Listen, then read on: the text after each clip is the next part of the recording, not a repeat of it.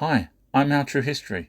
I'm going to show you what no one else has done. I'm going to show you we now have the answers to some of the most ancient mysteries.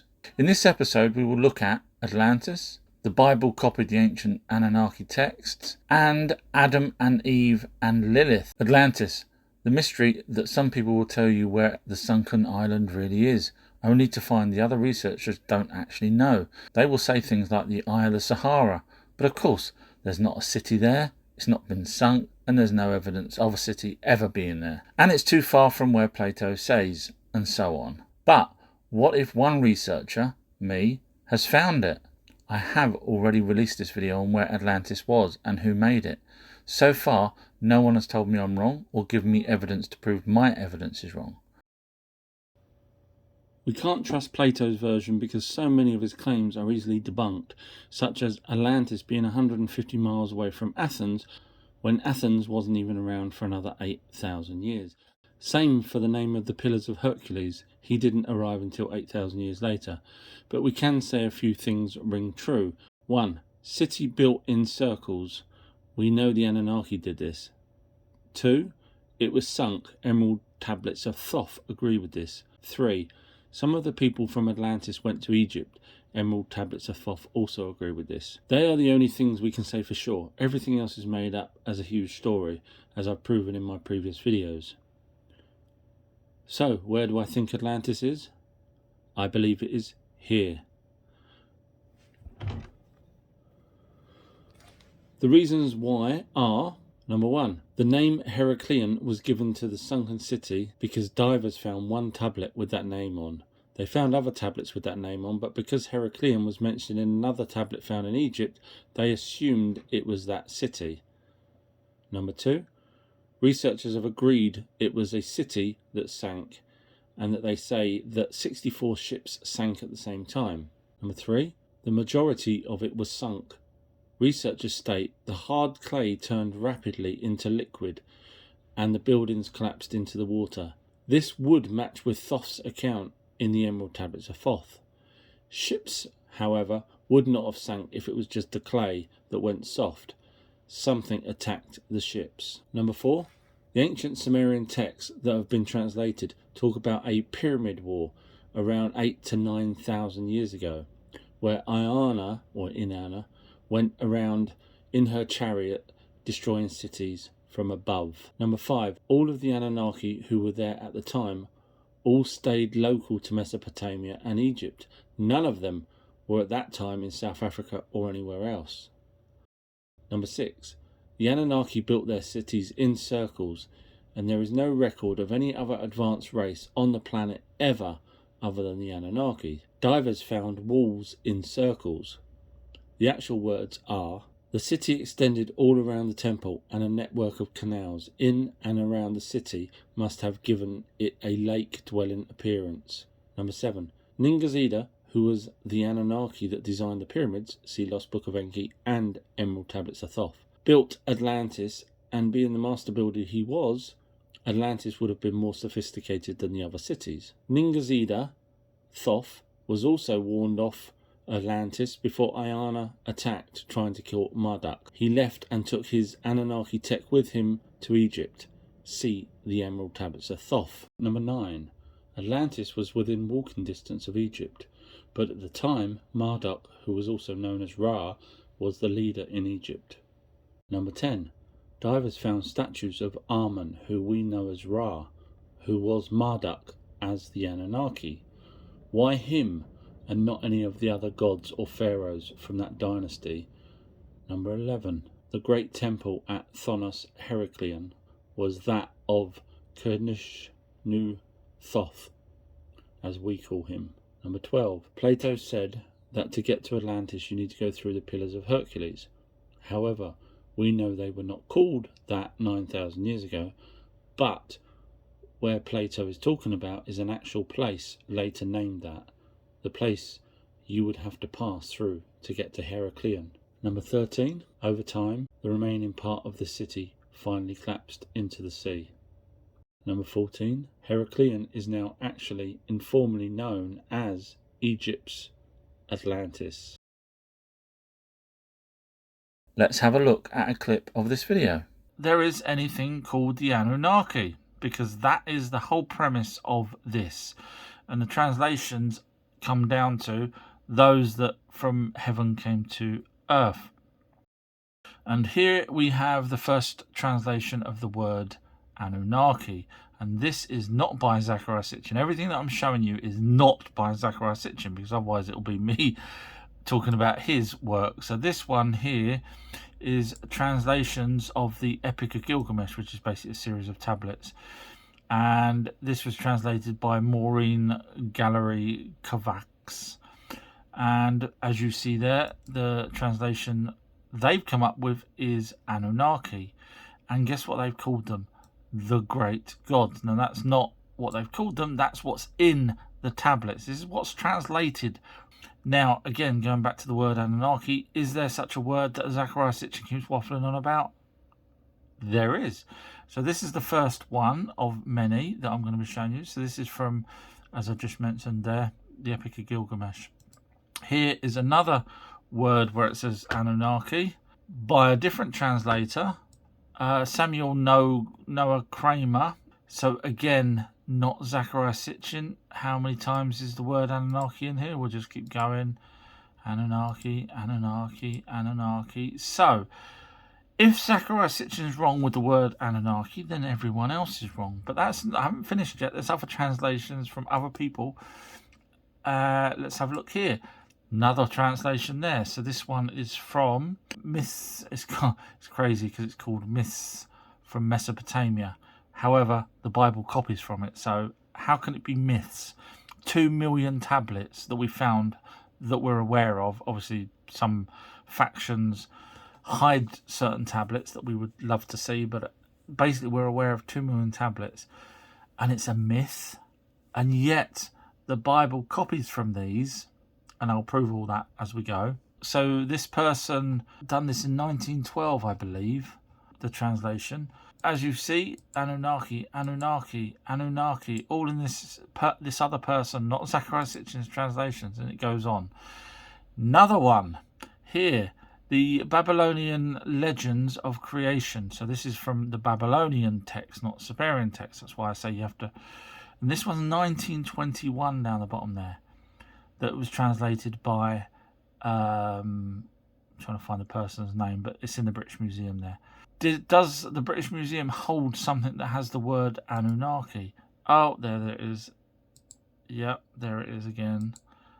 And there it is again, showing the actual tablet that it comes from, and so on. I can just keep clicking. You see the word Anunnaki. So the word Anunnaki is real. If you look here, asked in ChatGPT. Now I know you're going to say, well, that's biased. It is to a point, I'll give you that. So I asked various questions. I always ask questions here just to see what it says. And look what this translates the word to. Look at that. It says, now this isn't Sitchin, this isn't a person, this is a computer, artificial intelligence that's read all of these tablets. And trust me, when you ask it questions, it knows a lot. So this has even said the word Anunnaki translates to those from the heavens came in Sumerian. Those from the heavens came. Now this person here, Dr. Michael Heiser, back in 2012, I sent him an email because I saw one of his videos where he said, no, it was called Princely Seeds. So here's a video with Dr. Michael Heiser. The actual title on YouTube is called Sitchin Was a Liar by Dr. Michael Heiser, debunking ancient aliens. The term itself means of royal seed or princely seed. Okay, so he's talking about the Anunnaki there as the term. Only Enlil, Enki, and Nimna are described here on Earth as the siblings of King Anu. Now, King Anu is the one that resided on Nibiru, which was the king. So in other words, the only princes and princesses we have are the three. So that was Enlil, Ea, which was original name for Enki, and Nimna, which was the original name for Ninharsag. So let's look a little bit further here. So here we're looking at a passage in the Babylonian flood story translated in 1912, not by Zecharia Sitchin. This is just one of many where it says, the Anunnaki lifted up their torches. So the Anunnaki here clearly are not the brothers and sisters, because if you actually read the whole of this passage, you'll see that there's no mention of Enlil and Enki at that point regarding them being with the group of Anunnaki that lifted up their torches. So we've got proof that there are princely seeds. Yes, Enlil, Enki, and Ninhursag or Nimna. But the Anunnaki does not mean that it's just those three, because clearly here, this is just one. You can go and look it up and you'll find Anunnakis mentioned many a time without Enlil, Enki, or Ninhursag being involved. In other words, there was 900 Anunnaki originally came down. Anunnaki wasn't the actual original name for the race. I believe the race name is gods, or God, just like humans. And obviously it was down the line, it was translated into Elohim, and obviously we all praise gods, but people would praise humans if we went to their planet and created workers. So we've got proof here that Dr. Michael Heiser was wrong in terms of the Anunnaki wasn't just for princely seeds. Now the other part of this is when you break down the word Anunnaki, it actually does end up with the word Kai, which is the last word, being earth, and Kai is an actual name for earth back from them days. So it makes sense that the actual breakdown, which is how Zecharia Sitchin did it, Anunnaki, those that came from heaven, to earth, ki being earth. JKI, place. Today's word is ki, which means place. It can also mean ground or earth, and is a term for the netherworld. Ki is also used as a determinative indicating something is the name of a place, but instead of being put before the place name, as is usual for determinatives, it's put after the place name. Lagash Kai, for example, to talk about the city of Lagash. You will find that everywhere except that Kai is the meaning of earth. There is nowhere that says Ki means princely seeds or royal blood or anything that Dr. Michael S. Heiser said it does. As far as I can tell, he was the only one that translated Anunnaki to mean what he said. So much more in the full video. Adam and Eve, or should I say Adapa and Taitai. That's their original names, but over time people have taken the word Adamu and made it fit with the Adapa story. Adamu means father of mankind, but people have mistaken Adamu, the very first Homo sapien, to be the same Homo sapien sapien that Enki, which was Anunnaki / God, fathered with a Homo sapien woman. Let's have a look at a clip from the video. You can find a link on my website under Bible, Religion and Jesus. The very first Homo sapien was called Adamu. This is why people get mixed up with Adam and Eve. The term Adamu is often associated with ancient Mesopotamian cultures, particularly in Sumerian texts. In Sumerian, Adamu refers to a type of being created by the god Enki, also known as Ea. These beings were fashioned from clay and infused with the breath of life. It's important to note that the Sumerian concept of Adamu is distinct from the biblical Adam in the book of Genesis. While there are some similarities, such as the creation of a human-like figure from clay, the cultural and religious contexts differ significantly. In Sumerian texts, the Adamu were often created to serve the gods or perform various tasks. One notable example is the creation of the first humans in the poem known as Enki and Ninmah, or Enki and the Making of Man, where Enki, the god of wisdom, and Ninmah, the mother goddess, engage in a competition to create various beings, including humans. The Book of Adam and Eve is a collection of various works that have been attributed to Adam and Eve, the biblical first human couple. The texts are not part of the canonical Bible and are considered apocryphal. There are several different versions of the Book of Adam and Eve, and they may have been composed at different times. One notable version is known as the Life of Adam and Eve, or the Apocalypse of Moses. This text is thought to have been composed in the first few centuries CE, likely between the 1st and 5th centuries. However, it's important to note that dating ancient texts precisely can be challenging, and these estimates are based on scholarly analysis of linguistic, historical, and cultural factors. The Book of Adam and Eve is not considered part of the biblical canon by most religious traditions, but it has been preserved in various versions and translations, reflecting the interest in apocryphal and pseudepigraphical literature in different religious and cultural contexts. There are 2 books, and it appears they were first written. First book century, 2023. -1 equals 2022 years ago. Second book, 5th century. 2023 minus 5 equals 2018 years ago. This shows that no matter which Adam and Eve you believe, either the 300,000 years ago version when the Anunnaki created first Homo sapien, or the Adam and Eve that Enki fathered 100,000 years ago, both show these books to be written at the very least 98,000 years after Adam and Eve. With that knowledge, we can assume that some of the information in the books is not 100% accurate. Why I'm mentioning the books is because there are a few lines in the book that will help us understand where Adam and Eve were at the start of their life, before going to the Garden of Eden. They were on a spaceship, in space. But first we need to see if there's any mention of a craft that can take people from Earth to the orbiting spaceship.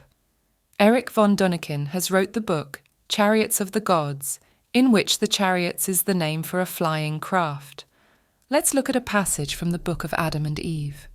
And Eve rose up and wiped off her tears with her hand, and the angel saith to her, Lift up thyself from the earth.